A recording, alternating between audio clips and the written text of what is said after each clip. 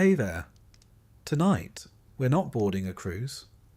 We're stepping onto a ship that's bigger than belief, colder than it has any right to be, and heading straight into history's most infamous iceberg. You'll live the journey of a third-class passenger on the RMS Titanic, from hopeful departure to haunting silence. You'll face cramped bunks, endless stairwells, locked gates, freezing water, and the kind of night that never truly leaves you, even if you live to tell the tale. If this kind of storytelling helps you rest, feel free to like the video and subscribe, but only if it genuinely brings you peace. And let me know in the comments where you're listening from and what time it is right now. It's oddly comforting to see who else is drifting off to the same quiet story.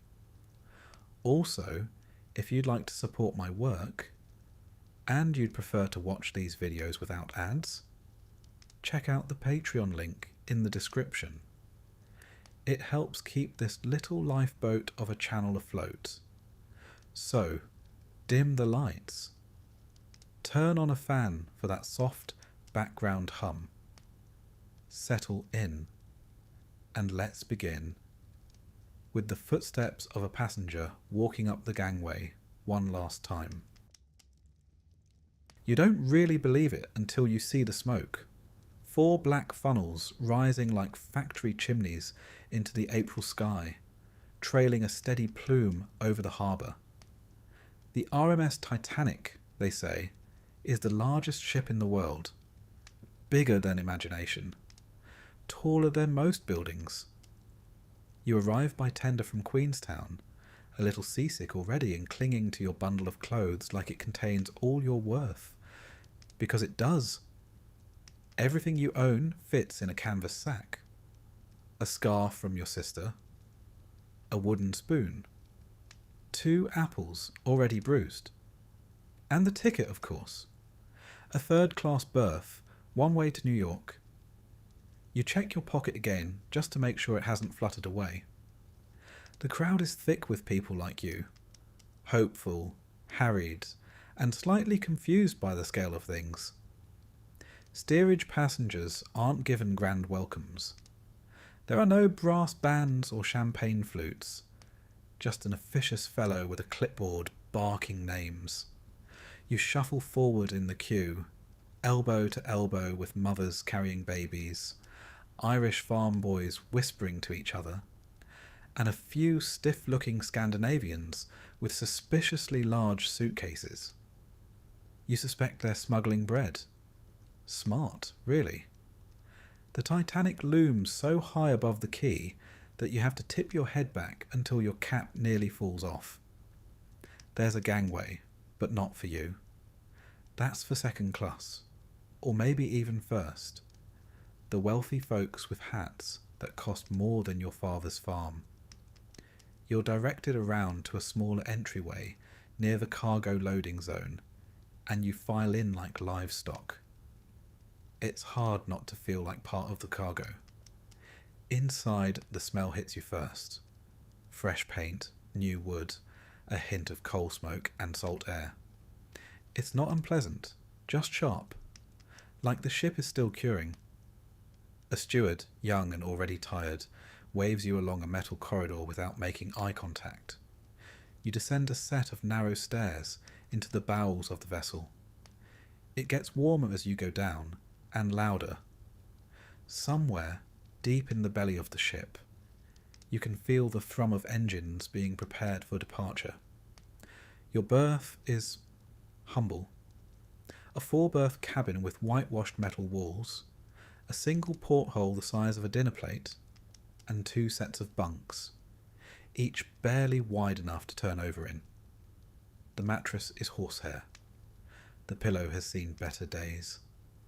You share it with 3 others, a Welsh miner, a girl from Donegal who refuses to speak, and an elderly Italian man who immediately removes his boots and sighs like he's home. You'll be sleeping beside his socks for the next 5 days, give or take. Still, It's cleaner than you expected. A miracle, really. You were warned about steerage, lice, foul food, damp sheets. But the White Star Line has made a point of advertising this voyage as unusually civilized for third class. The room even has an electric light, which you turn on and off several times just because you can. When the ship finally pulls away from the dock, you feel it not as motion but vibration. A long, slow tremor through the bones of the ship. People rush to the narrow passageways, craning for a look at the receding harbour. Some wave, some cry. A baby howls, unimpressed by history. Above deck, far, far above you, the first-class passengers are sipping tea and watching the departure like it's an orchestral performance. Some wear furs despite the spring air. You wonder if they even know there's a third class aboard. You wouldn't be surprised if they assumed you were ballast. A steward drops by to explain the rules. Curfew at 10. Men and women sleep separately unless they're married, and you'll be needing a marriage certificate to prove it. Meals are taken in the dining saloon, 2 decks up, through the steel corridor, and past the washing station. Clean hands are apparently expected. You wonder if clean boots are too. Yours have never been accused of such a thing. Dinner is more than tolerable. You sit at a long wooden table with chipped edges, surrounded by strangers with varying accents and suspicious elbows. The fare: soup, boiled beef, potatoes, bread with proper butter, and plum pudding. It's hearty and hot, and there's plenty of it. The White Star Line is very proud of feeding its passengers properly, even those in steerage. You hear someone mutter that the menu upstairs includes roast squab and oysters. You quietly chew your bread a little faster, lest you start resenting your pudding. Afterward, you walk the lower corridors. The ship is a labyrinth. Metal walls, doors marked in confusing codes, stairways that lead to nowhere. You pass a small band practicing in a side room. Not the grand ensemble from first class, but a modest fiddle and piano duo. They play a reel that reminds you of home, and you stop just long enough to pretend you're not listening. There's a room for washing, large, tiled, cold, with basins and a pump handle. You splash water on your face and look in the mirror. You don't look like someone who belongs on the world's greatest ship. You look tired. But you're here. You made it. For now, that's enough. That night, as you lie on the too thin mattress with your arms tucked in tight to avoid brushing your neighbour, you stare up at the metal ceiling and try to imagine what first class looks like. There are electric elevators, you've heard, a squash court, a Turkish bath. You don't know what that is, but it sounds complicated. There's a reading room with velvet chairs, a veranda cafe with real ivy and a glass roof. Some passengers even brought their automobiles. Not that there are roads in the Atlantic. You consider sneaking up to see it, just once. But the doors are guarded, and you have neither the clothes nor the confidence to bluff your way through a grand staircase. Instead, you focus on the gentle hum of the engines. It's like sleeping above a breathing beast. The Titanic is a marvel, 882 feet long, nearly 100 feet wide. She carries over 2,200 people, crew, passengers, staff, more than the population of your village, and she's fast, capable of over 21 knots. That's more speed than most trains, though no one below deck is really in a hurry. The ship's designers claimed she could remain afloat with 4 of her 16 watertight compartments flooded. Some even call her unsinkable. You're not sure who started that rumour, but it's repeated like gospel. You close your eyes and feel the sway of the ocean, gentle for now. The North Atlantic is calm tonight, a rare blessing. Someone down the hall is playing a harmonica, a lullaby maybe, or just a tune to pass the time. The Italian man snores. The Donegal girl shifts restlessly in her bunk. You try not to think of the distance beneath you, the fathoms of black water below the hull.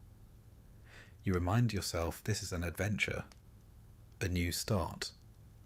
You are 24 years old and have 3 coins in your pocket, but you are also a passenger aboard the Titanic. That's something to tell your grandchildren, assuming you make it to New York, and then somehow find both a wife and the money for grandchildren. The next morning you're awakened by a bell, not an alarm exactly, but something that clearly means you're expected to rise.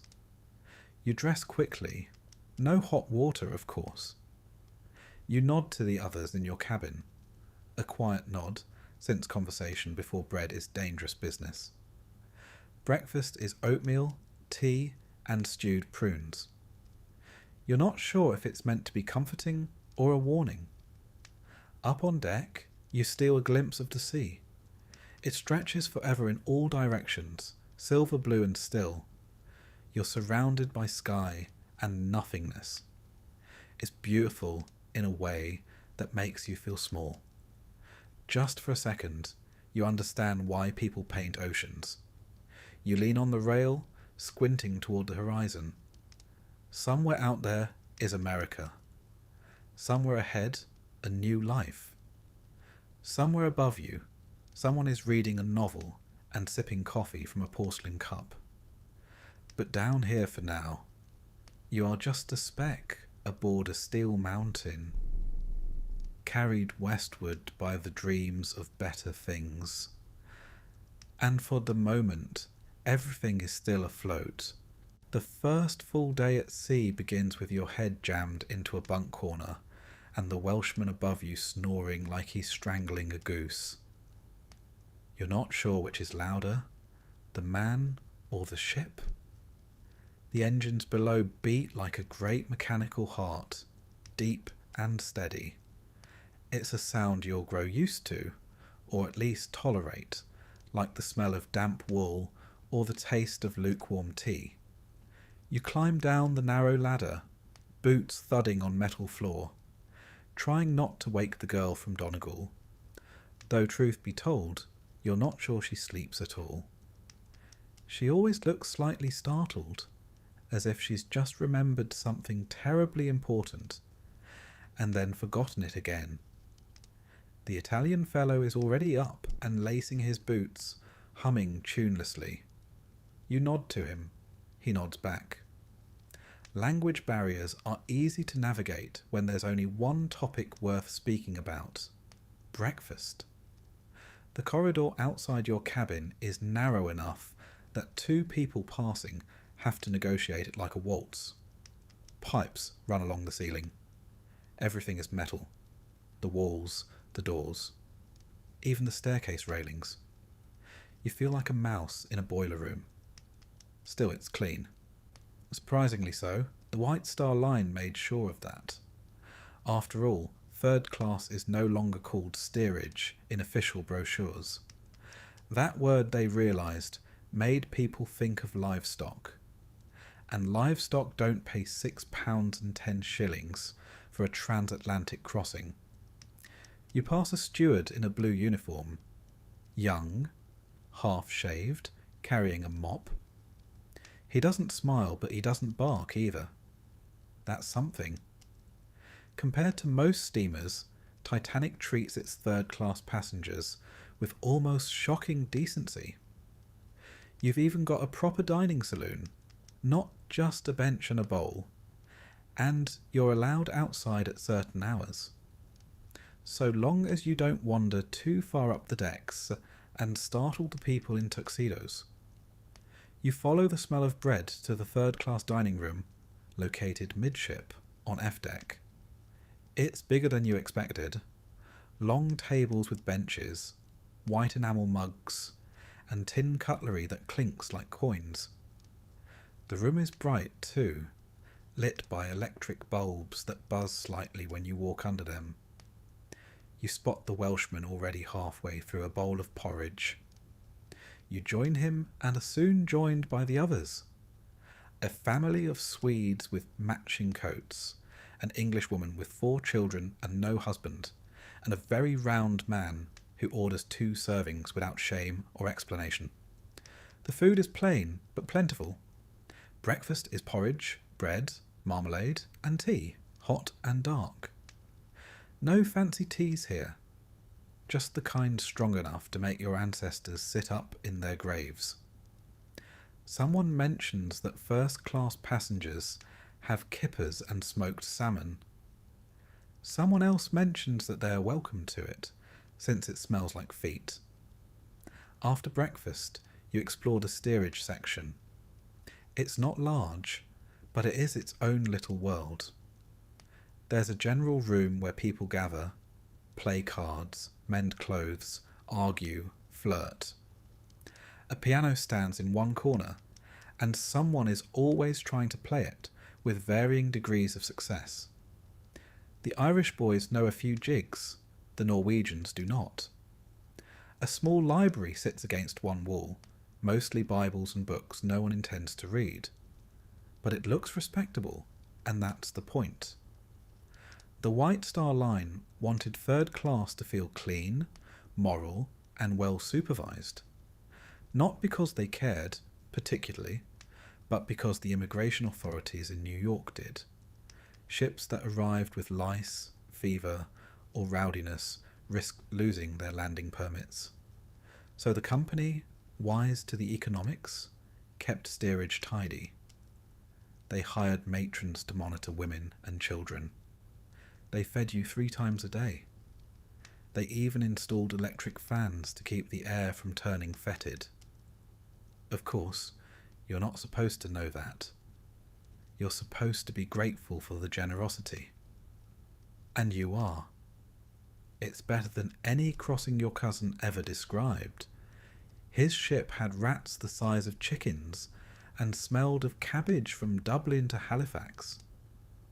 Titanic, by comparison, smells faintly of varnish. You make your way up to the open-air deck, one of the few parts of the ship where third-class passengers are allowed fresh air. It's not large, but it's something. Children chase each other between wooden benches. A man tunes a violin. Somewhere above, you hear faint strains of a string quartet, probably playing something French and complicated. You sit on a bench and watch the sea. The water stretches to forever, calm and cold and vast. You're halfway to nowhere. You're allowed on deck only during certain hours. First class has their own promenades, sheltered and adorned with ivy. Second class has deck chairs and newspapers. You have a wooden bench and the sky. Honestly, you'll take it. The sky doesn't care how much you paid for your ticket. Back below, a steward announces lunch. The dining saloon fills quickly. You sit with the same group as before. The miner, the Donegal girl, the Swedish family. Everyone's a little warmer now. A little looser with their stories.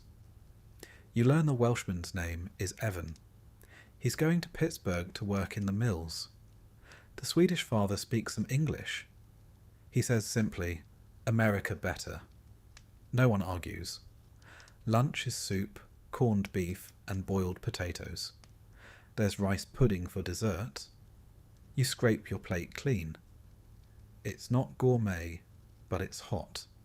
And it's yours. You imagine your mother's face if she saw you being served at a real table, with a cloth napkin and everything. Granted, the napkin is more whole than cloth, but still. That afternoon, you wander. The ship is a maze, and it's easy to get lost. You pass doors labelled No Admittance. You see stairwells marked Crew Only. You consider ignoring them, but remember the steward's warning. Steerage passengers caught trespassing will be confined to quarters. The Donegal girl tried it once, she says. Got as far as the second-class hallway before being escorted back like a schoolchild caught with someone else's lunch.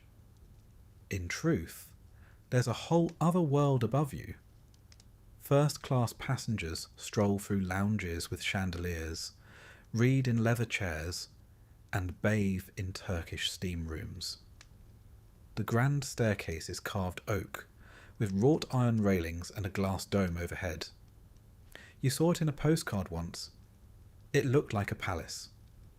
Meanwhile, you have creaky bunks and a washroom with 12 sinks for hundreds of people. Still, you suppose it builds character. And blisters. By evening, the ship grows quiet. Steerage passengers trickle back to their cabins. There's no scheduled entertainment. Not for you, anyway. Some folks bring out fiddles. Someone starts singing. A hymn, you think. Others hum along. You sit near the doorway, sipping lukewarm tea and watching the flame flicker behind the electric light bulb. There's something about ships that makes everyone feel philosophical. Perhaps it's the water. Perhaps it's the silence. Or perhaps it's the realization that you are floating in a giant iron box, miles from anything solid, relying on the stubbornness of steel and the calculations of men you've never met. You lie down for the night and listen. The Welshman is snoring again. The Italian man coughs softly in his sleep. The girl from Donegal whispers a prayer. You think about your brother, left behind, and your uncle waiting in New Jersey with a job at the docks. Maybe. If the letter was true. If the job still exists. For now, you are here. Aboard Titanic. Below decks, yes, but afloat. Safe. Federal. And carried westward at 21 knots on what they call the Ship of Dreams. Dreams, you suppose, look different depending on where your bunk is. Still, the sea is quiet. The hull is strong. And the night, for now, is kind. You wake slowly, disoriented by the quiet. It's not true silence. Nothing aboard the Titanic is ever silent. But something's different. The usual early clatter of boots in the hallway hasn't started. No coughs echoing off steel. No one shouting for a missing sock. Just the deep, steady hum of the engines far below, vibrating faintly through the bunk frame and into your bones like the purr of a massive cat you dare not startle. The light through the tiny porthole is grey-blue, filtered through Atlantic mist. It's early, but you're wide awake. You've decided that today you're going to climb. You swing your legs down carefully. The Welshman above you is still asleep, mouth open, emitting low noises like someone trying to remember the words to a hymn in their sleep. The Donegal girl has left already. Her bunk is empty, her blanket neatly folded, her presence already a ghost. The Italian man snores softly, boots by his bedside in perfect placement. You dress quickly, quietly, and slip out into the corridor before the daily shuffle begins. The air down here in third class, officially called steerage by everyone except White Star's pamphlets, is thick with engine heat and the scent of wet wool. The corridor is narrow enough that passing someone requires sideways negotiation and a muttered apology. Pipes line the ceiling, rivets pattern the walls. There's a sense that everything here is very sturdy and very uninterested in your comfort. But today you're heading up, beyond the reach of the heat. beyond the bulkheads that mark your invisible boundaries, beyond where your ticket says you belong. You've heard whispers of the higher decks, not just the first-class rooms, the ones with fireplaces, private promenades, real bathtubs, but of the corridors that feel like museums, of the grand staircase carved from wood finer than any church you've seen. You want to see it, if only for a moment, if only from a corner. You start the climb. The first few staircases are familiar: utilitarian steel steps, cold railings, walls painted a colour that can only be described as institutional beige. You pass a steward who nods sleepily and doesn't ask where you're going. Lucky, that. The change happens gradually. You pass through a metal door, and suddenly the walls are panelled. The floor has carpet. The light grows warmer, as if the bulbs here burn a better brand of electricity. The air smells of varnish and faint perfume. You've left the Titanic as transport and entered Titanic as temple. You slow your pace, walk softly. No one looks up, but you know, instinctively, that you don't belong here, that your boots are too loud, that your coat smells too much like salt and boiled beef. And then you see it, the grand staircase.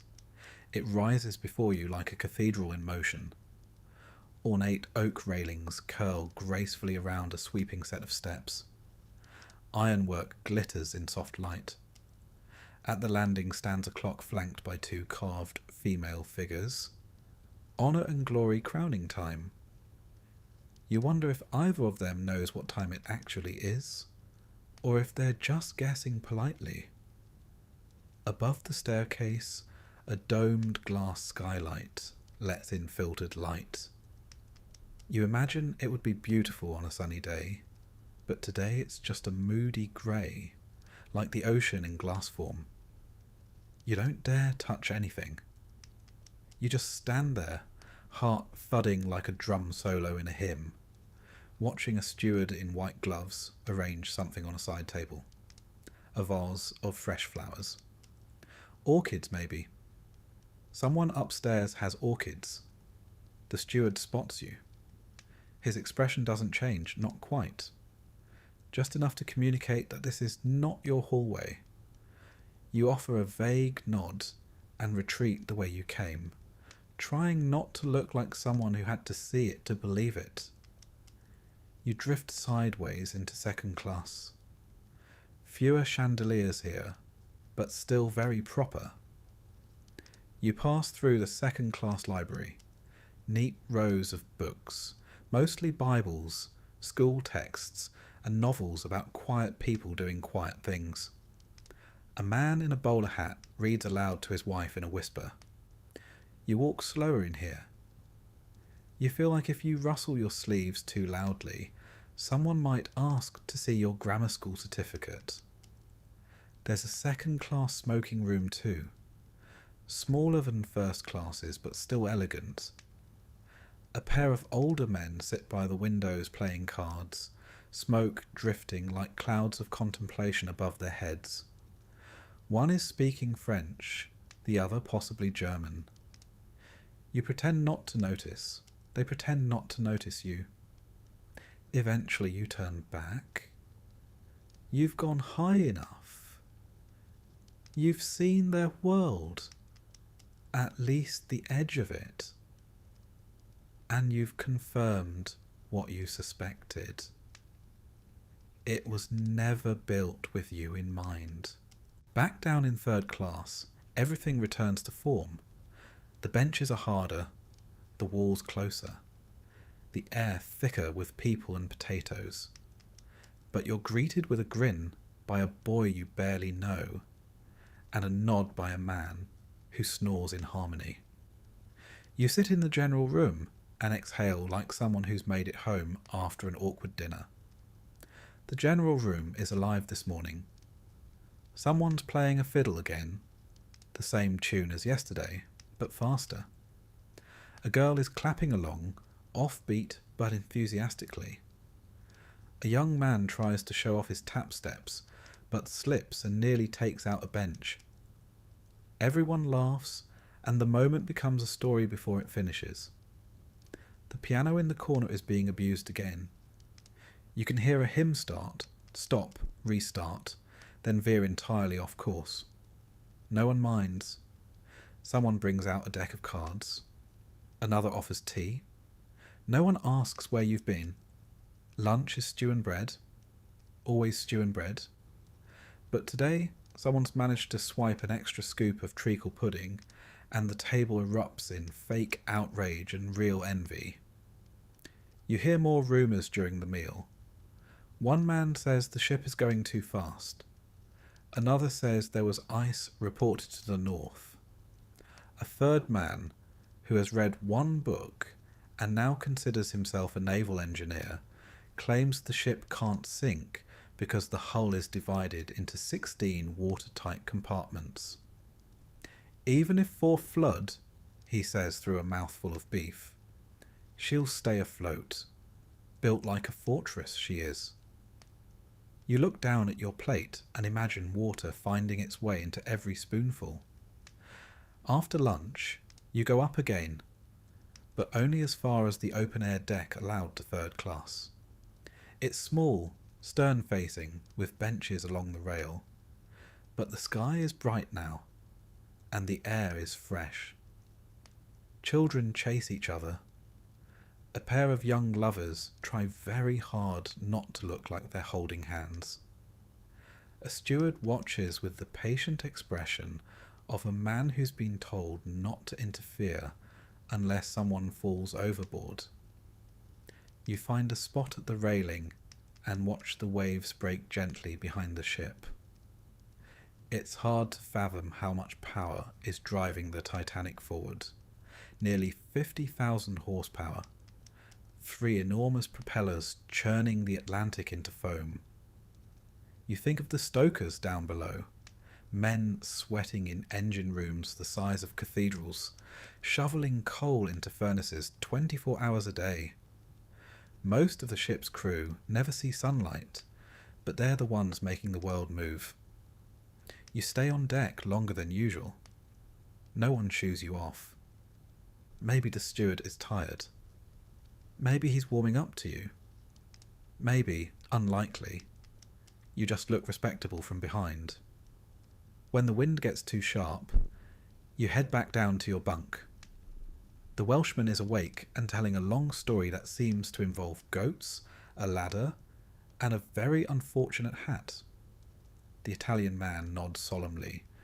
Whether from comprehension or politeness is anyone's guess. The Donegal girl rolls her eyes and closes her book. You lie back on your bunk, staring at the ceiling. It's dotted with rivets and streaks of moisture from the warm air below. You think about honour and glory again. About the orchids. About the glass dome overhead. You wonder what it would be like to walk that staircase freely, as if it were your home, not a museum closed for cleaning. But you also remember the smile of the child who shared half a biscuit earlier, the man who offered you his stool, the music, the laughter, the sense that down here no one is pretending to be anything other than alive. You drift to sleep that night with a strange feeling in your chest. Not quite envy, not quite contentment, something in between. Something shaped like a staircase that you'll never climb, and a bench that always has room for one more. The strange thing is how hard it is to sleep, even when you're tired. And you are tired. Your boots are tired. Your spine is tired. Even your eyelids, which have spent all day squinting against salt bright skies or smoky lamps, have become heavy with the weight of everything you've seen. And yet, sleep doesn't come easy. It's your third full night aboard the Titanic. And though the ship moves smoothly, as smooth as a hotel, people keep saying, your thoughts do not. You lie in your bunk, staring at the ceiling, and wonder how much water sits above your head. You're 7 decks down, give or take. That's hundreds of tons of ocean, all held back by steel plates, rivets, and the confidence of shipbuilders who promised everything would be just fine. The lights in your berth dim automatically at curfew, electric bulbs on a timer controlled from somewhere else. A small modern miracle, though when they flicker, you can't help but wonder if it's the system or the sea. The cabin is quiet. Evan, the Welshman, has already fallen asleep and is breathing heavily like he's training to be a tuba. The Italian man, whose name you think might be Carlo, snores so gently it's almost musical. The Donegal girl hasn't spoken in a day and a half, but she's here, arms folded, staring at the ceiling as if it might crack open and reveal answers. There's no breeze down here, no window to crack open, just the slow warmth of breathing bodies and the heat from the boilers below. Your mattress is a hair-stuffed pad on a wooden frame, and it creaks every time you roll over, as if it too has opinions about how you're sleeping. You'd think, being so far from land, from streets and factories and chickens and cartwheels, that the noise would be gone. But the Titanic hums like a living thing. Pipes shudder. Metal flexes. Somewhere in the walls, water moves with a low, sloshing rhythm that makes you deeply aware of how surrounded you are. At times it sounds like the ship is groaning in its sleep. You try to count those sounds, identify them, anchor yourself in their repetition. That one above the door, a soft hiss from the heating pipe. That one near your bunk, the creak of a support beam flexing with the sea.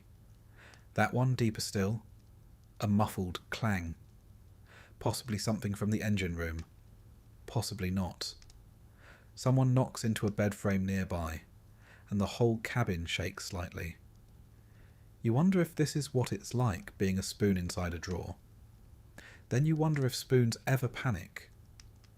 The air feels colder tonight. Not frigid, but crisp. Like someone left a window open 3 decks up, and the wind remembered how to find you. That's unusual. 3rd class is typically stifling. The heat from the boilers keeps it warm, even when the Atlantic is icy above. But tonight, your nose is cold. You pull the blanket up and curl inward. No one else seems to notice. Or if they do, they've decided not to mention it. That's how things work down here. If it's not fire or famine, it's probably not worth complaining about. Still, something feels off. Earlier that evening during dinner, you'd overheard 2 men whispering about ice. Saw it on the chart, one said. Bergs spotted further south than usual. The other scoffed. Ship this size could punch through a barn wall. You didn't say anything at the time, but now, in the quiet of your bunk, you start to wonder what that barn might be made of, and whether the wall might punch back. The Titanic is 882 feet long, nearly 100 feet wide. Her double-bottom hull is divided into 16 watertight compartments. The theory, often repeated, rarely questioned, is that she can stay afloat with any 2 flooded. Maybe 4, depending on who you ask. Possibly even 5. Of course, no one down here has seen those compartments. You assume they exist. Like unicorns or kindly landlords. You roll over. The mattress groans again. Somewhere far above, a door slams, then silence. Outside your room, the hallway is quiet. A few low voices pass by. Someone stifles a cough. You imagine the ship overhead. 5 more decks of people, mostly asleep. Or pretending.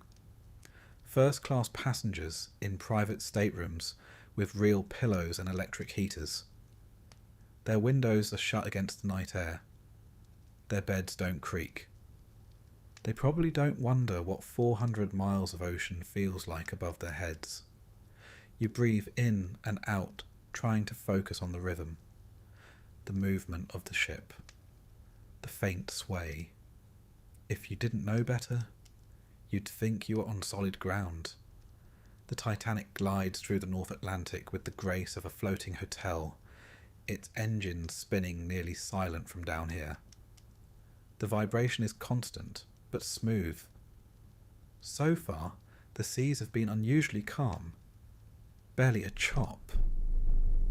Even the gulls looked bored when they flew overhead yesterday. But tonight feels different. Still calm. Unnervingly so. The ship doesn't sway, doesn't dip. The sea is glass. And the sky, when you saw it earlier from the aft deck, was unusually clear. Stars sharp as pins. No moon, just silence. You remember thinking how eerie it was, the way the wind had died. No crests on the waves. Just blackness reflecting starlight. The kind of night where sound carries too far. Where even your thoughts echo. It's the sort of night that makes sailors nervous. And you now too. You sit up quietly. The bunk creaks, again betraying you. No one stirs. You swing your legs down and walk barefoot into the corridor. The passage is dark, save for a few low-burning lamps. The electric lights here are dulled at night to save power. A steward once joked it also discouraged passengers from panicking at the sight of each other in nightclothes. You walk down the hall, past a row of identical doors, each with 4 bunks, each with the same white paint flaking at the edges. You pass the communal lavatory. The sound of dripping water is louder than usual. Or maybe it's just quieter elsewhere. At the stairwell, you pause. You're not supposed to go above at night, especially not unaccompanied. But you step up anyway, guided more by restlessness than reason. 2 decks up, near a third-class common area, you find a small porthole. Not a grand view, barely a slice of sea, but enough to glimpse the water, still dark and flat as slate. Stars gleam above like they've been nailed in place. You press your forehead to the glass. Cold? And then, the strangest thing, a flicker. Not light exactly. A movement. Something distant. A shape? Or just a shadow of a thought? You blink. It's gone. Back to bed. The walk down feels longer. The corridor seems narrower. When you return to your cabin, everyone is still asleep. You climb into your bunk and pull the blanket to your chin. You try to sleep, but the ship feels not still exactly, just wrong, like a song that skipped a beat, a silence you weren't expecting. And in that silence, you realize something deeply absurd and quietly horrifying. You don't know what it would sound like if the Titanic were in trouble. Would there be a noise? A grinding? A snap? A bell? Or would it be like this? Nothing at all. You think of the watertight doors, those great metal slabs that can seal off entire compartments in seconds. You've never seen them, but you heard someone say they're automatic. Triggered by flooding. They just drop, like guillotines. Efficient, really. You picture one slamming down without warning, then another, then another. And suddenly the sound you imagined, the scream of steel buckling, becomes too loud in your thoughts, and you roll over again, pressing your hands to your ears. It's just nerves, you tell yourself. Just stories. You're thousands of miles from home, surrounded by strangers, being carried across an ocean you've never seen from shore. Of course your mind is playing tricks. You've climbed too high, snuck too far, seen the edges of other people's worlds. It's made you suspicious of your own. You squeeze your eyes shut and listen again for the heartbeat of the ship. The engines hum. The pipes moan. Evan breathes.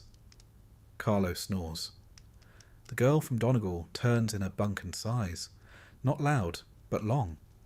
Like someone remembering they still exist. You focus on that sigh, human and simple. Something solid in the machinery. And finally, with no ceremony at all, you slip into uneasy sleep. Above, the Atlantic stretches black and endless. And somewhere, invisible for now, something cold waits patiently in the dark. The next day starts like any other. Too early, too loud, and somehow too warm and too cold at the same time.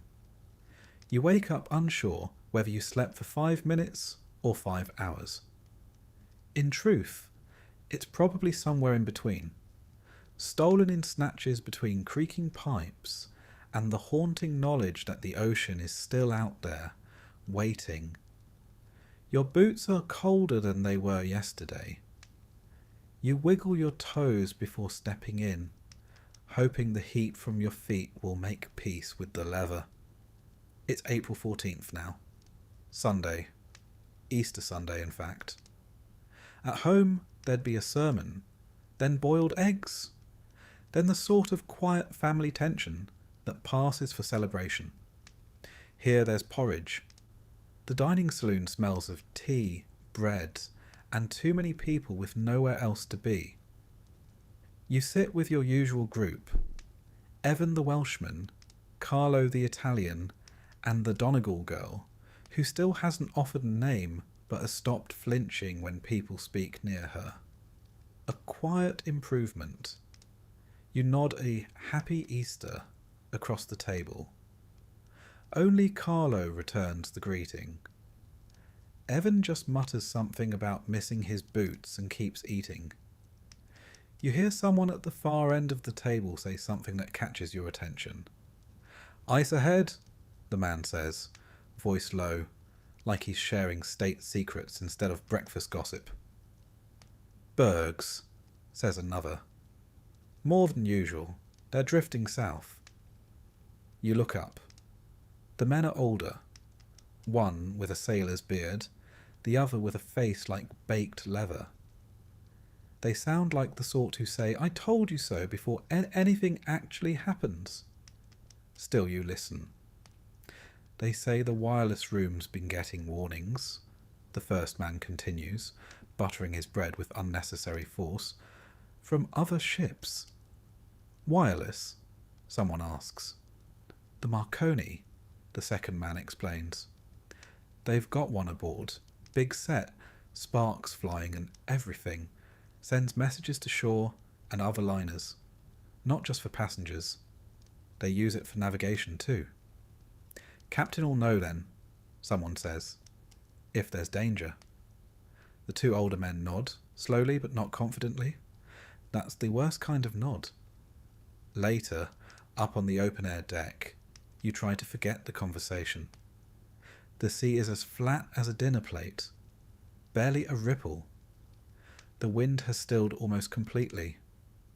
The cold, though, that remains. It's the kind of cold that sneaks in under your clothes and lingers behind your ears. You pull your collar up and lean on the railing, squinting at the horizon. Nothing, just water and sky. Two blues with no border between them. Occasionally a sparkle where the sun hits the surface. No land, no ships, no birds, just quiet. You can feel it in the air. Not fear, not yet, but a sense of waiting, like the ship itself is listening.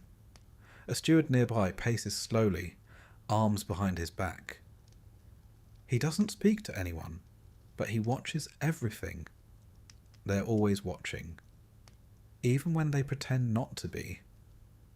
You remember what the man said about ice, that it's further south than normal this year, brought down by ocean currents that don't much care about shipping lanes or luxury.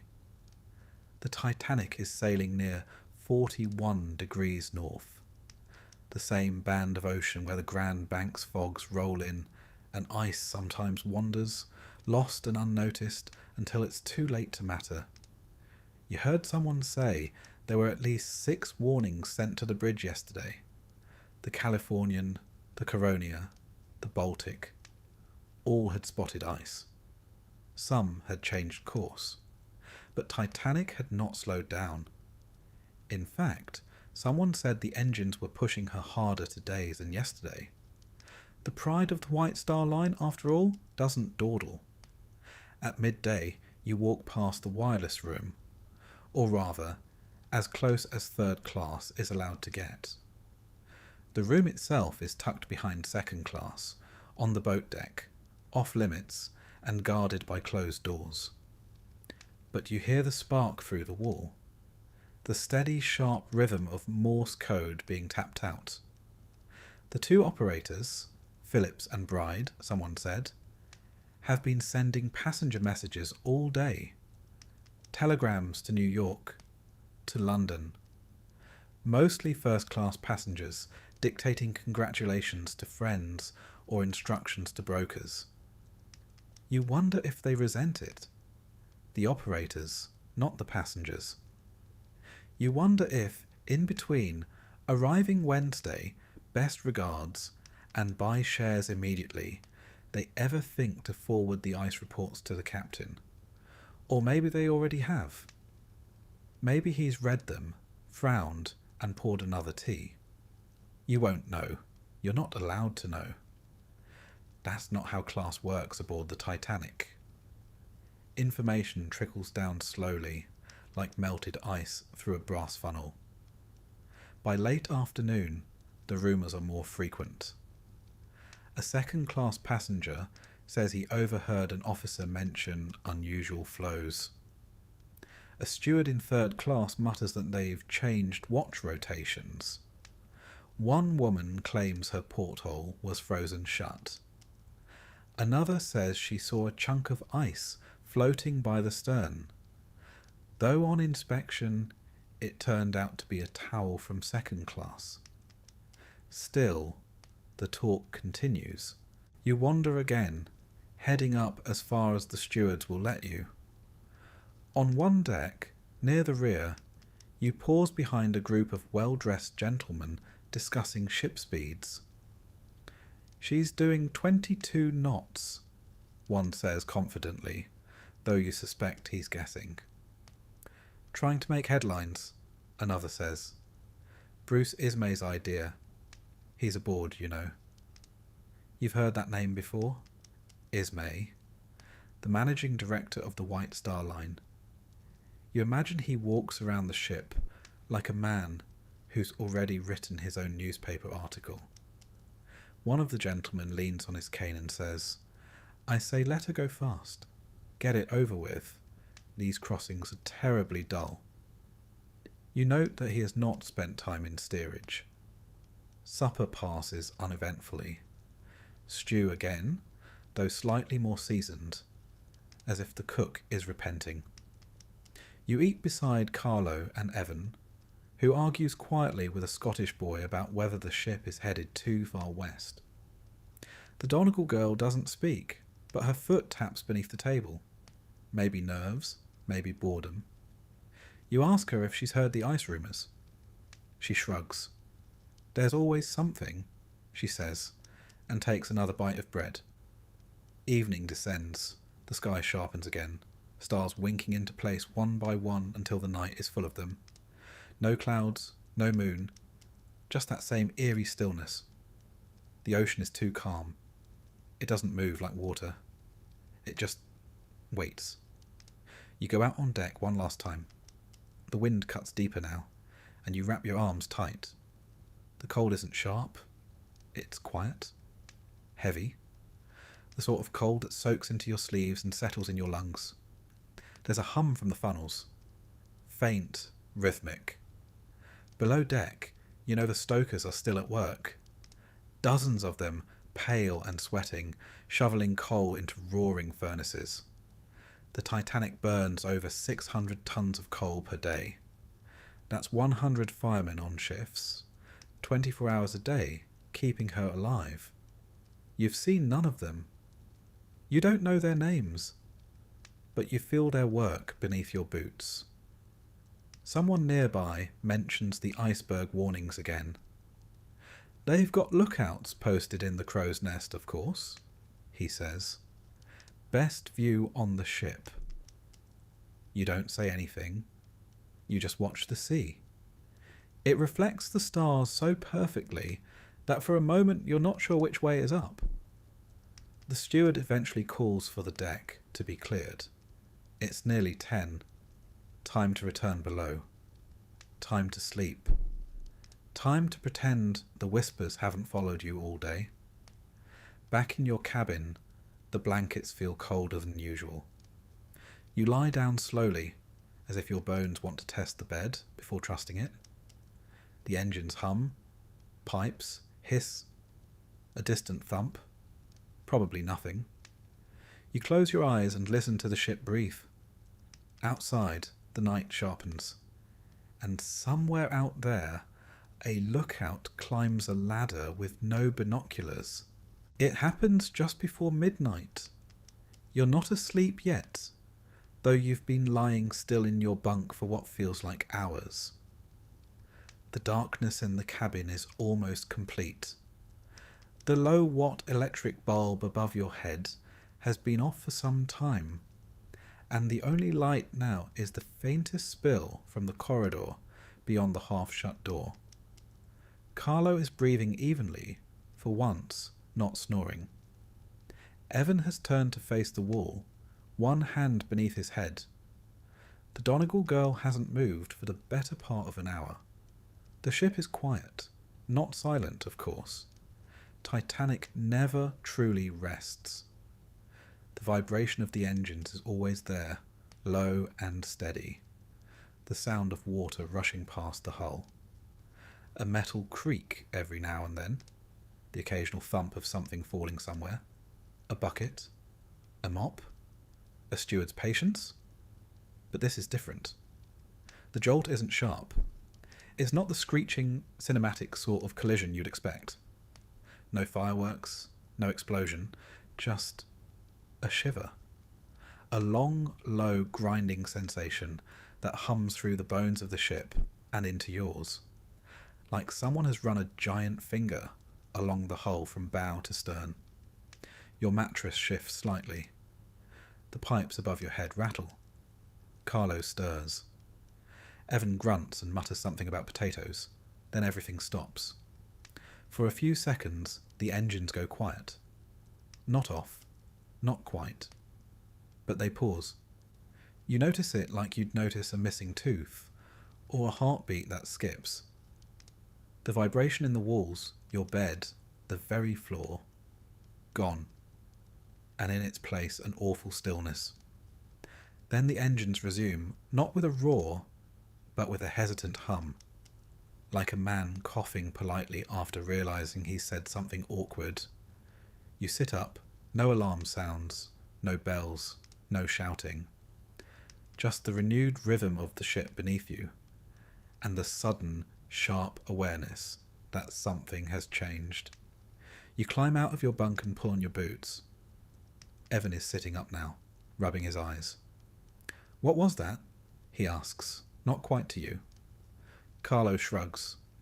Maybe anchor shift, or a wave. You glance at the Donegal girl. She's watching the ceiling, arms still crossed. No one moves to leave the cabin. It's late, the kind of late where nothing important is ever expected to happen. But still, you walk into the corridor. Others are doing the same. Doors creak open, heads peek out. Faces half awake and confused. The corridor tilts slightly. Not dramatically, just enough that you notice a rolling bottle slide along the floor.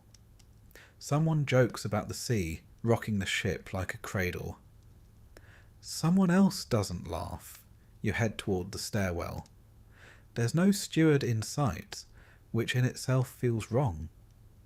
They're usually everywhere, appearing like shadows when you linger too long in the wrong area or try to pocket a second piece of bread. You climb 2 decks, boots echoing louder than you'd like. The air grows colder. Not subtly. Genuinely cold now. Your fingers tingle, and you draw your coat tighter. You make it to the general third-class space. It's fuller than expected. People are talking in low voices, some pacing. A man you recognise from meals, red hair, missing a tooth, is saying he felt the whole wall shake. Someone else claims the ship hit a whale. Another says he saw ice on the starboard side. A woman swears her porthole is leaking. Then the stewards arrive. At first they're calm, firm but polite. Nothing to worry about, they say. A precaution. Stay here. Don't go up top. No need to panic. The officers are inspecting the ship. There's been a minor incident. Everything's under control. You've never heard so many words that explain so little. You try to ask a question, but you're waved off. Just stay calm, sir, one says. Captain Smith will have it sorted presently. You glance toward the stairwell. It's now guarded. So you wait. The thing about being below deck is that information trickles slowly. Up in first class, passengers have already seen crew gathering near the lifeboats. They've felt the cold air sweep in as the forward hatch was opened. Some of them are asking questions directly to officers. Down here, you get hallway whispers and stewards with fixed smiles. But still, more people arrive. Children wrapped in shawls. Old men buttoning their coats. Young couples gripping each other's arms like handles. No one is shouting yet, but no one is laughing either. The floor tilts again. You notice it this time. A glass left on the table slides half an inch, then stops. Someone mentions lifeboats. Someone else says there aren't enough. You know that's true. You heard it days ago, a second-class man muttering about it. Only 16 boats and 4 collapsibles. Room for about 1,200 people. There are over 2,200 on board. You start to sweat, despite the cold. Then a steward reappears and speaks a few quiet words to another. That one's face changes, just slightly. His eyebrows rise. His jaw tightens. You see it. Then they both disappear. The room grows louder. Someone tries to climb the stairs. A steward blocks him. You can't go up yet, sir. Please remain here. Why? The man asks. Just orders. Is the ship sinking? I can't say, sir. Which is as close to yes as a steward is likely to get. You turn toward the stern, the third-class open-air deck. If the forward gangway is blocked, maybe the aft deck is clear. Maybe you can get higher. See something. You start walking. The corridors are narrower now, more crowded. People are standing in clumps, unsure of what to do. Children are crying. A few suitcases sit by doors, packed in a hurry. Then you see it. Water. Just a thin trickle, running from under a door. But cold and moving. You stop. Someone else sees it too and backs away. A steward rounds the corner, eyes widening slightly. Please return to your cabin, sir, he says. You don't.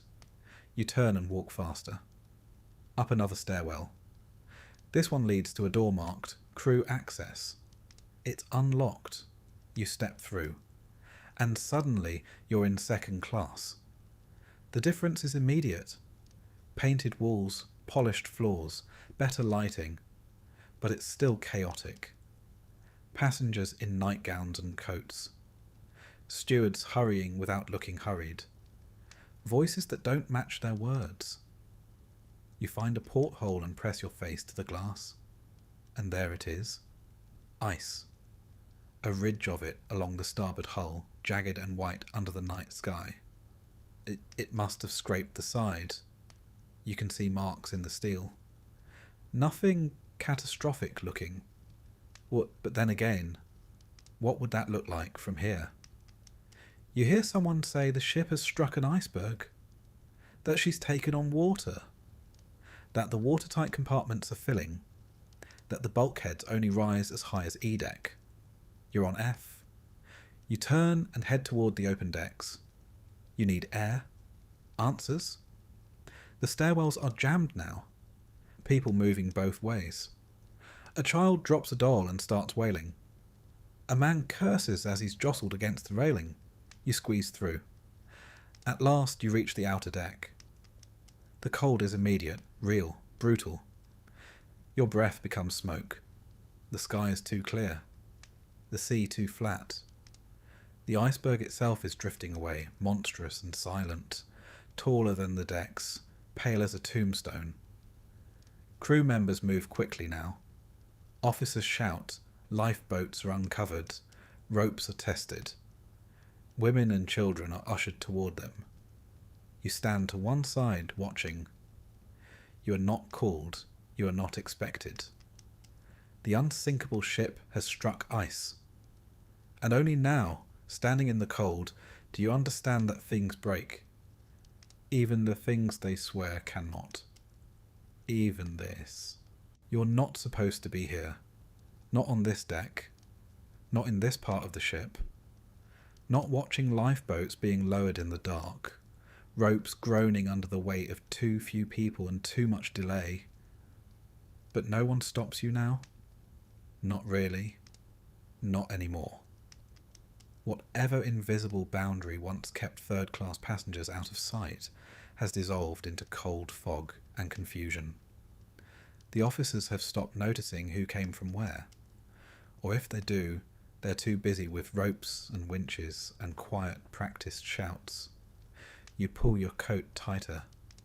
The cold bites harder up here. Not the shivering sort, but the heavy kind that slides into your sleeves and behind your ears. The sort of cold that can slow your thoughts if you're not careful. The deck is crowded but not chaotic. Not yet. You can see the panic blooming in small pockets. A sharp voice here, a trembling hand there, but it hasn't spread fully. Most people still believe this is temporary. They've been told to stay calm, and so they are. But you're starting to see the cracks. A steward stands by the railing, eyes fixed on nothing. He's not giving instructions anymore. He just waits, shoulders stiff. A woman clutches a child too old to carry and refuses to meet anyone's gaze. The child, oddly, looks bored. You make your way toward the lifeboats. Carefully, slowly, not running. You've learned that running draws attention. Walking with purpose, though, that gets you where you need to go. You pass a lifeboat that's half full, maybe 25 people in it. Mostly women, a few children, one man who looks too stunned to explain how he got there. An officer barks, "Lower away," and the ropes creak. The boat dips, swings once, steadies, and begins to descend into blackness. That boat was meant to hold 65. You want to ask why they didn't fill it. You want to ask if that man will be forced to give up his seat in the water. You want to ask a lot of things. But no one is answering questions now. The officer closest to you turns and calls out, "Next boat! Women and children only!" People start to move, but no one moves quickly. There's something surreal about it. The ship is tilting, you can feel it. But the instructions still come like boarding announcements. Courteous, measured, as if panic has been ruled out by regulation. You hear someone say the time. It's just past midnight. 15 minutes since the iceberg. Or maybe 30. It's hard to tell anymore. Up here, under the stars, time feels dislocated. A young woman steps forward to the next lifeboat. She's in a thin dressing gown, her hair hastily tied in a ribbon. She carries a suitcase that can't possibly hold anything useful. A steward takes it gently from her and sets it aside. "You won't need that, miss," he says. She doesn't argue. More women follow. One sobs quietly. Another jokes. Something about the boat looking more stable than her second husband. No one laughs. But the attempt lingers in the air, like a prayer that misfired. A boy, maybe 10 years old, tries to follow his mother into the boat. The officer hesitates. "How old?" he asks. 10, she says. He nods. The boy is waved forward. The mother squeezes his hand like it's the last hand she'll ever hold. Another woman refuses to go without her husband. "If he stays, I stay," she says, planting her feet. The officer doesn't argue, just moves on to the next name. You edge closer, trying to look useful. Maybe if you offer to row. Maybe if you lie and say you're crew. Maybe if... "Back, sir," the steward says firmly. "Women and children only." "I can row," you say. "We've got oarsmen already." "I'm crew," you lie. "Then get below and help," he says, without blinking. You step back. You scan the crowd for someone. Anyone, you know. You spot Evan. He's across the deck, standing like a post, watching the lifeboats without blinking. The Donegal girl is with him, now wearing a scarf you don't remember her owning. She's staring down at the wooden planks beneath her feet. You catch their eyes. No one waves. Another lifeboat is filled. Slowly, methodically, lowered into the dark. The water swallows the sound. From somewhere behind, a flare goes up. It's brilliant. A burst of white that turns the night into a false morning. For a moment, everything is too bright. The fear on people's faces is visible, sharp and undeniable. Then the flare fades and the stars take over again. You hear someone ask if help is coming. No one answers. The flares are meant to be seen. Distress signals, fired skyward at regular intervals. But they look beautiful, almost theatrical, like a show, as if this whole thing might be a trick, a diversion, a test. But it isn't. You hear someone mention the Californian. "Only 10 miles away," they say. "They'll come. They must have seen the rockets." You want to believe them, but something deep in your stomach says otherwise. You inch along the deck. A different lifeboat is being uncovered. This one has collapsible canvas sides. One of the emergency boats, stored near the forward bridge. A crewman curses as he fights with a rope. His fingers are bare and red. You see a group of men arguing nearby. One gestures to a list, another waves him off. Orders are changing now. The ship is changing. Logic is thinning. A few passengers begin to push forward. Not violently. Not enough to call it a panic. But the urgency is visible now. People have waited patiently for over an hour. But the ship is tilting more. Water is coming in. And the boats are leaving. Half full, mostly empty. And no one is calling your name. You pass another gate. One that had been locked earlier in the voyage. It's open now. Hanging crooked. Someone forced it, maybe. Or maybe a crewman finally realised that gates don't float. A family rushes past you.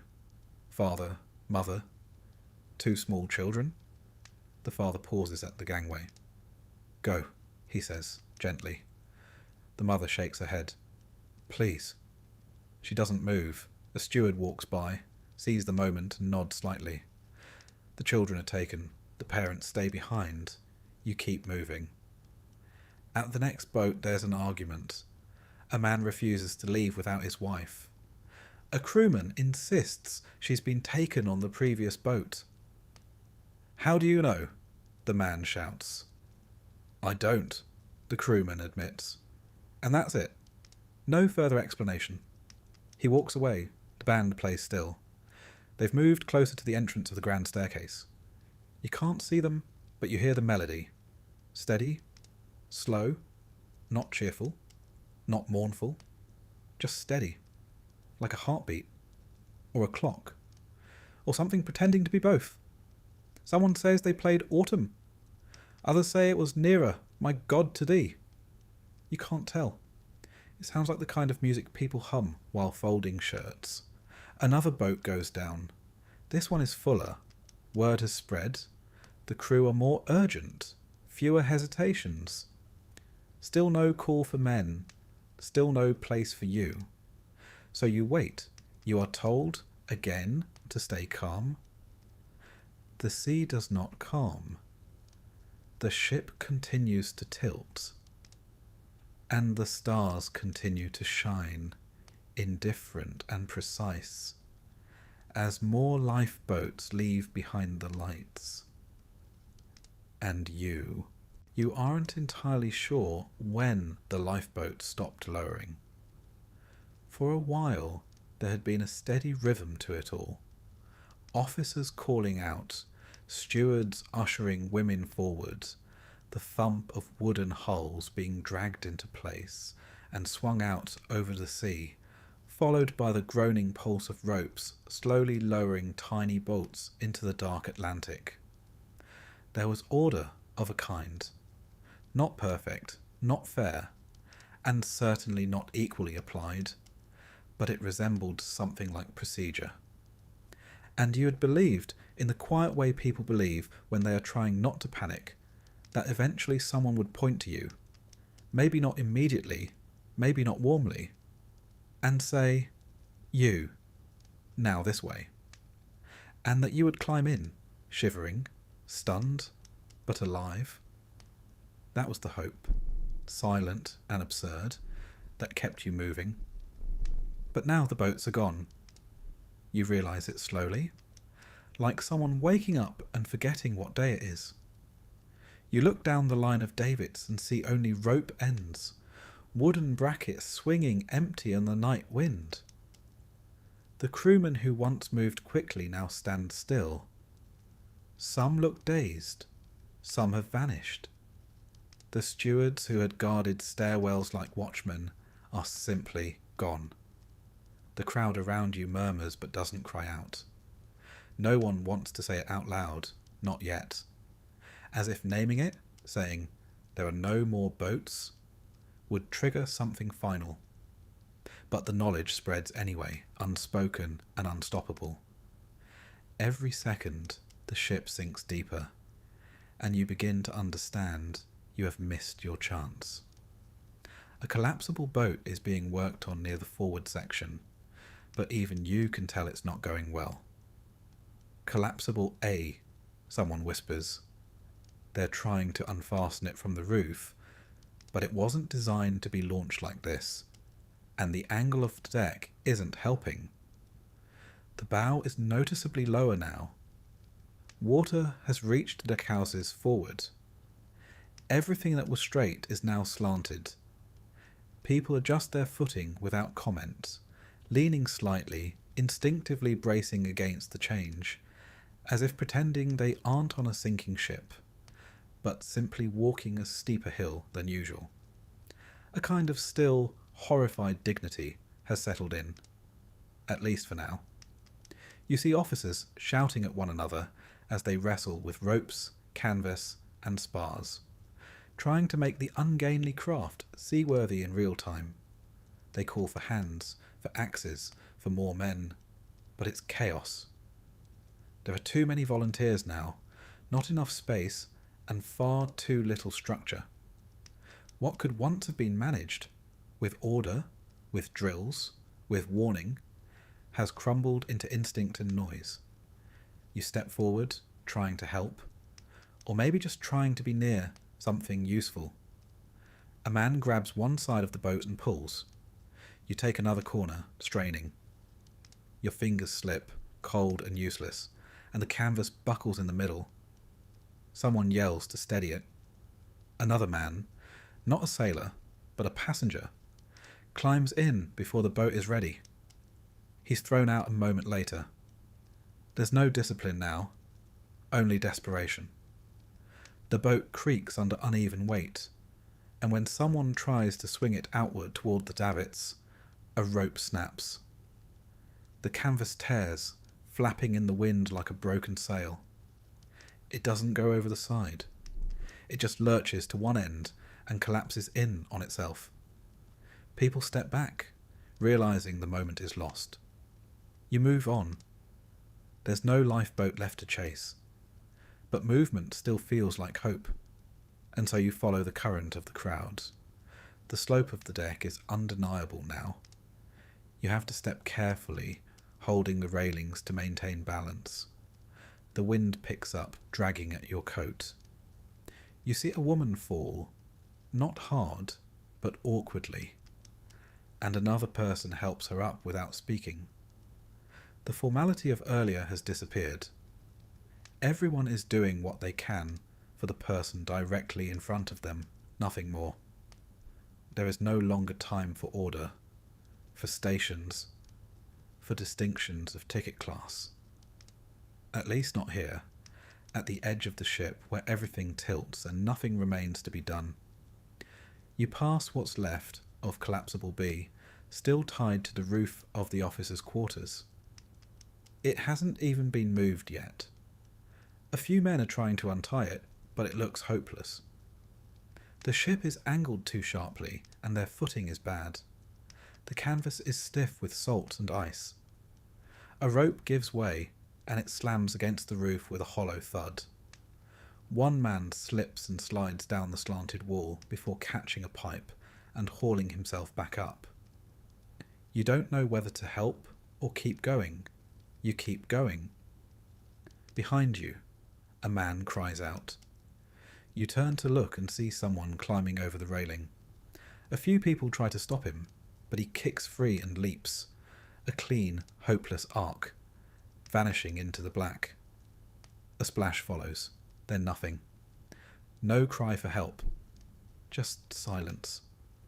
Someone says something in a language you don't recognize. A woman starts sobbing quietly without drama. At the stern, the crowd has thickened. Dozens of people have already made their way aft, climbing slowly, awkwardly, as the deck tilts higher. The stern is the highest place left. There is nowhere else to go. A young boy near you is asking where the rest of his family went. No one answers. A man wraps his coat around the boy's shoulders. The boy sits down and starts to sing softly to himself. From somewhere midship comes a deep groan, metal on metal, a sound of failure. The ship is breaking, not just flooding. The hull, strained and twisted by the uneven weight of thousands of tons of water pressing down on the forward compartments, is giving way. The bulkheads were supposed to hold. That's what you were told. She could stay afloat with 4 compartments flooded, but 5 went under. 6, maybe. You can't remember now. You press your hand to the rail and feel it vibrating. A living, dying thing. Someone near you starts praying aloud. Others follow. Hail Marys, Paternosters, verses half remembered and mumbled into sleeves. A group huddles near the second funnel, whispering to each other, arms locked. A steward walks past you, pale as salt, holding a length of rope in one hand and nothing in the other. He looks around, then kneels down and begins to tie something, not as a sailor would, but as a man trying to feel useful in the last hour of the world. The lights flicker, and then finally they go out. The ship is in darkness now. Utter, final, complete. No lanterns, no floodlights. No gentle glow from the salon windows. Just starlight and the pale sheen of frost on the deck. The wind rushes louder in your ears. You try to see your hands. You can't. Then the stern lifts sharply. Not a lurch, but a steady, terrible rise. You're pulled backward by gravity. People around you fall. You drop to your knees, grabbing the base of a davit to keep from sliding. Voices rise in pitch. Not all screaming, but all strained, stretched. You hear the sound of objects crashing down the tilted deck. Luggage, deck chairs, coal scuttles, bodies. One man tumbles past, arms outstretched, catching nothing. You close your eyes as he vanishes over the edge. The ship groans again, louder this time. A long, ripping sound deep in the core. It's breaking, really breaking now. Not just twisting, but splitting. You can feel it in your feet, your ribs, your teeth. Steel surrendering to the ocean. You climb, slowly, painfully. Hands shaking on the rail, boots slipping on frozen wood. You don't think anymore. You just move. Upward, always upward, to the very tail of the stern, to the last high point on the last high place on this enormous, dying ship. And then, without warning, the stern surges upward. The deck goes vertical. The ship is standing. You cling to the railing as the people beside you scream, fall, vanish. The wind whistles past your ears. You feel your grip failing, your arms burning. The sea is so close now, not beneath you, but beside you, curling up like a curtain drawn too high. And then you fall. You don't remember choosing to. You just let go. And the ship, once a marvel, once a miracle, once a palace of steel and lights and confidence, continues down without you into the cold, dark sea. The first thing you feel is not cold, it's violence. The ocean doesn't embrace you, it punches, it seizes, it claws the breath from your lungs before you've even surfaced. One moment you're on the ship, clinging to the stern, boots skidding on vertical planks, arms wrapped around freezing rail. The next, you're in the sea. No warning, no preparation, no elegance. Just sudden, brutal impact and the all-consuming realization that you are no longer on something. You are in something, and it wants you. You sink. It's not deep, not yet. The stern hadn't finished rising when you let go. But it's enough. Your limbs flail, desperate for direction. Your coat, heavy with cold Atlantic spray, drags you downward. Your shoes feel like anchors. You don't remember opening your mouth, but it's full of water now. Salt, oily soot, and something else. Something metallic and old. The taste of a ship dying. You break the surface, gasping. Around you the water is churning. People are screaming. Some are silent. Arms flail in the dark, grasping at nothing. You feel someone collide with you. Shoulder, elbow, then nothing. Someone else grabs your coat, then slips away. You tread water, barely, but the shock is winning. Your heart races, your lungs burn, but your body is slowing. The cold, 28 degrees Fahrenheit, just below freezing, begins its quiet work. You don't shiver. Not yet. That comes later. First, you just slow down. You look back. Titanic still looms, but only for a moment. The stern, once towering above, now shudders. Is upright, impossibly vertical. But even that is ending. You watch as the last funnel cracks free with a terrible metallic shriek and falls toward the water. It misses you by what feels like yards. A wave surges as it hits, flinging you backward. For a moment, you're underwater again. This time you don't fight as hard. Not because you're calm, but because your limbs are already forgetting how to move. When you rise again, the ship is going, not sinking, gone. The stern slips beneath with astonishing speed. One moment it's there, iron, wood, angles, shadows, and the next it's swallowed whole. No splash, no fireworks, just a long, groaning descent into silence. The Titanic, the unsinkable ship, the pride of an empire, the floating city of lights and excess, is beneath the waves. And you are alone, not truly alone, not yet. Around you, hundreds are still afloat. Some are calling names. Others scream wordless things. Prayers, apologies, curses, pleas. You recognise none of them. Their voices blend into one rising chorus, carried on the frozen wind. Some are already silent. They float like wreckage, their heads barely above water, limbs slack. Most aren't moving. A few paddle weakly toward anything that floats. Chairs, boards, a waterlogged canvas boat flipped upside down. You start to swim. You don't remember deciding to, but you do. Your arms are numb, but they still obey. You kick, though you can't feel your feet. Somewhere to your left, you spot a dark shape. Flat, uneven, occupied. A collapsible boat, overturned, with men perched on its sides like birds on a log. You aim for it. Not because it looks inviting.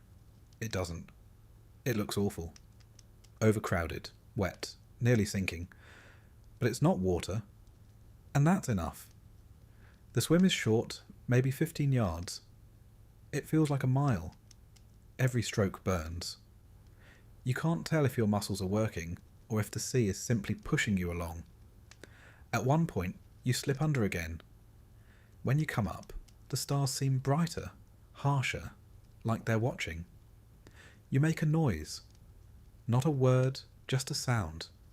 And finally a hand grabs your coat. You're hauled onto the side of the raft. Not fully, there's no room, but enough to get your head out of the water. Your legs dangle in the sea, dragging like kelp. You heave, cough, retch. The man who pulled you up doesn't speak. None of them do. At least 20 are perched here, sitting ankle to ankle along the curved hull of the overturned collapsible. Officer Lightoller is among them. You recognise his cap. He gives quiet instructions, pointing toward a tighter configuration. Keep balance, he says once. Keep breathing, he says again. That's all. The boat sinks lower with every new arrival. At one point, a man tries to climb all the way on, and the whole thing nearly flips. Screams rise again. Lightoller shouts, "Stay off the top!" The man is pushed back into the water. No one helps him up again. You cling to a rope line, chest heaving. The cold is unbearable now. Not sharp, but hollow. Inside your bones. You feel your thoughts slowing, memories coming unbidden. Your sister in Queenstown, waving from the top. The man in the bunk beside you, snoring like a sawmill. The deck chair that creaked when you leaned too far back.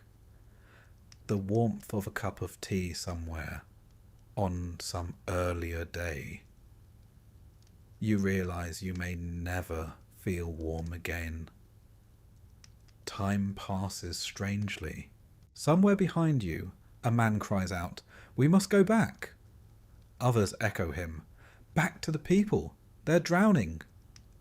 But the voice that answers is flat, "We'll swamp the boats." Another voice, "We wait, then we return." You can't see them, the real lifeboats, the upright ones that left earlier, but they're nearby, just out of reach. Most are not full. Some have only a dozen aboard, floating in boats meant for 60. But the sea is full of hands now. If they go back too soon, they'll be overturned. So they wait, the cries in the dark grow fewer. One by one, the voices fade. The splashes stop. The sea goes still. You look out and realise the stars are reflected perfectly now. No waves, no wind, no motion at all.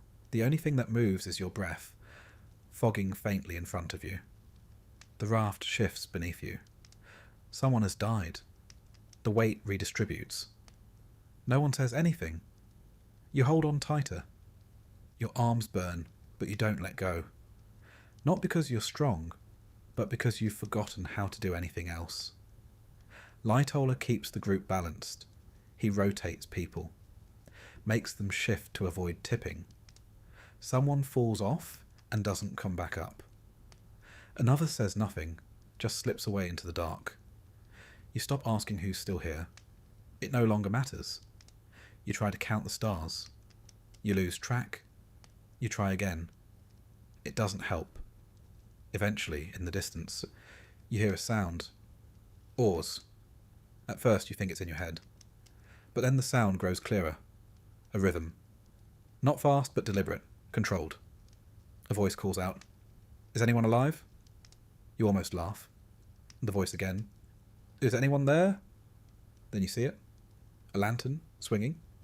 Then another. A boat. Real. Upright. Near. They've come back. The boat pulls alongside. Hands reach out. Names are asked. Someone lifts you by the arms. You don't help. You can't. You're dragged over the side like a sack. You land in the bottom of the lifeboat with a thud. No one scolds you. No one cheers. Someone wraps you in a coat. Another gives you a sip of brandy. You cough it out. You're among the lucky ones. And yet, as the boat turns and rows toward the horizon, you look back one last time. The sea is flat, utterly still. And where the Titanic once stood, where 46,000 tons of steel met the Atlantic, there is only night. You awaken not in the sea, not on the lifeboat, but in a place that feels unreal. A wooden deck beneath your body, hard but unmoving. A low voice speaking beside you in an accent you don't recognize. You feel warmth, not true heat, but the absence of freezing. Then light. Too much of it. Not the sharp brilliance of a starry sky over open water, but the muted grey of a misty morning. You try to sit up and find that you can't. Not because something holds you, but because your body has not yet remembered how. You're wrapped in wool, in hands, in steam, in soft fabric. A cup is pressed to your lips. You drink something thin and warm that tastes like nothing at all. You do not speak. You could not if you tried. The ship is the RMS Carpathia. You learn this not from memory, but from the whispers around you. She is smaller than the Titanic, slower, not half so grand, and yet she is the most beautiful thing you've ever touched. She had turned from her course when the distress came through. Her captain had ordered full steam ahead, dodging ice fields in the dark, racing to a position she would never reach in time. The Titanic had gone down 2 hours before she arrived, but she'd pulled survivors from lifeboats in the grey half-light of dawn. 705 of you, each one stiff and pale, each one blinking as if waking from the same nightmare. Now she turns back toward New York. The last message is sent, the world already stirring with horror and confusion. You lie among strangers, all of whom share the same 1,000-yard stare. There is no cheering, no songs of rescue, no sense of triumph. You are not saved. You are merely not lost. For the next few days, time passes in blinks. You are moved below decks, out of the open air, into a hold converted into an infirmary, or maybe a makeshift dormitory. There are bodies around you, not corpses, but survivors like yourself, swaddled in woolen blankets and propped against bulkheads. Crewmen pass in and out. A woman speaks softly, her hands holding a sponge to a child's lips. You notice you are still wearing the same trousers, now stiff with salt. Someone brings you socks that don't fit. You wear them anyway. Meals come, and you eat without knowing what they are. Tea, bread, broth, a boiled egg. You feel guilt at every swallow. There are men who cannot lift their heads. You do not know their names. They do not ask yours. The stories begin before you even leave the ship. They float through the corridors like the chill that rises off wet clothes, drying too slowly in tight quarters. One man claims the Titanic split in half. Another swears it did not. Some speak of officers firing pistols, of lifeboats half full and pushing away from crowds screaming in the dark. There is talk of men dressed as women, of sailors obeying orders until the very last moment, of an officer who took his own life on the deck rather than choose who would live or die. There is no way to confirm any of it, and yet you absorb every word. These rumours become a sort of common language between you. When a man breaks down in sobs, no one asks why. You all know why. You hear the name Lightoller spoken with reverence, though he too is as hollow-eyed as the rest. He survived by balancing on the overturned collapsible, organising those who clung to it like driftwood. Others speak of a baker who drank himself nearly senseless before stepping into the sea and somehow floated to safety on a barrel of bread. These tales sound like inventions. They are not.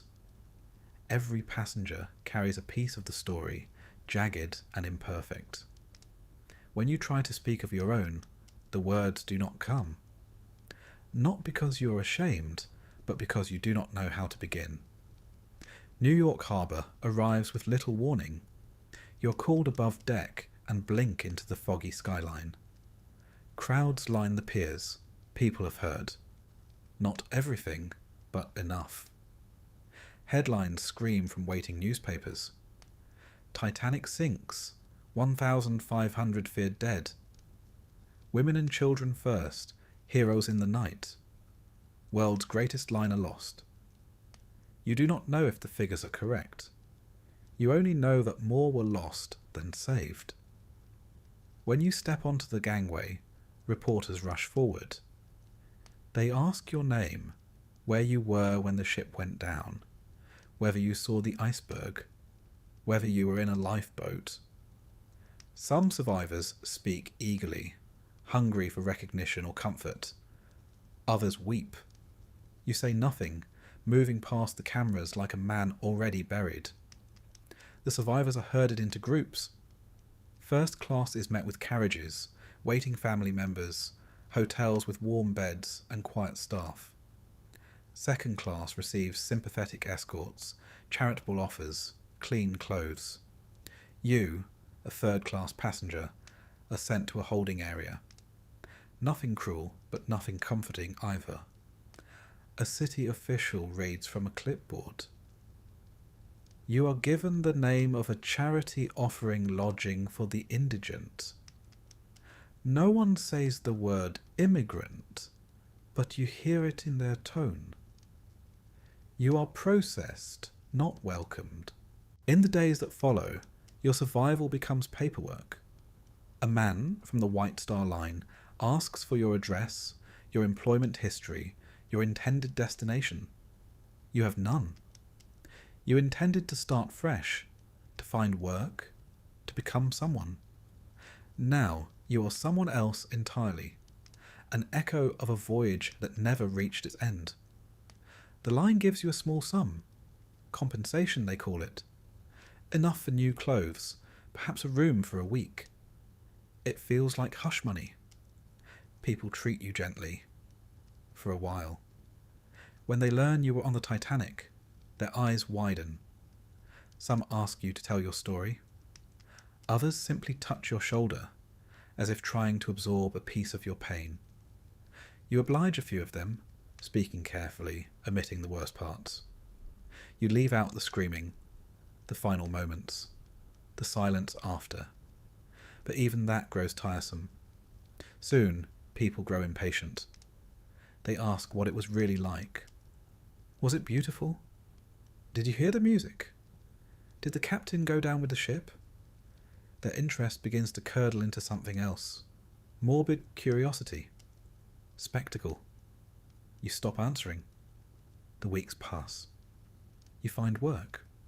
Warehouse lifting mostly. You're strong enough, though your joints ache when it rains. A local church helps you find a room. You share it with two others, neither of whom were on the ship. They speak of baseball scores and wages and who's courting who. You nod along, grateful to be in a world that continues to exist, and yet you are no longer part of it. You walk the streets at night, unable to sleep. When you do sleep, your dreams are of stars over water, of the groan of metal, of cold that bites deeper than bone. Eventually the newspapers move on. The world finds new stories, political crises, strikes. The sinking becomes history. Tragic, yes, but distant. You are no longer a survivor. You are just a man with a job, a coat, and a silence he keeps to himself. You do not attend reunions. You do not write memoirs. You receive a letter from a cousin back home in Ireland who saw your name in a list and wept with relief. You write back briefly, and then do not write again. Years pass. The city changes. Cars become common. Skyscrapers rise. People forget. But you do not. Every April, the air feels colder. Every time you board a ferry, you grip the railing with more force than necessary. You never return to the sea. Not for pleasure, not for passage, not for anything. And yet you live. Not easily, not without pain, but you do. You walk the streets. You speak when spoken to. You age. You become, to those who meet you later in life, a quiet man, a hard worker, a reliable lodger. No one guesses that you once stood on the slanted stern of the world's grandest ship and stared death in the face. You do not speak of it. But you remember everything. You remember the thud of the iceberg, the vibration of steel underfoot, the smell of varnished wood and salt and panic. You remember the silence in the lifeboat, the weight of a man's body slipping beneath the waves, the terrible, beautiful calm of the sea after the cries had stopped. And most of all, you remember the lights that flickered once, twice, then vanished, leaving only the stars.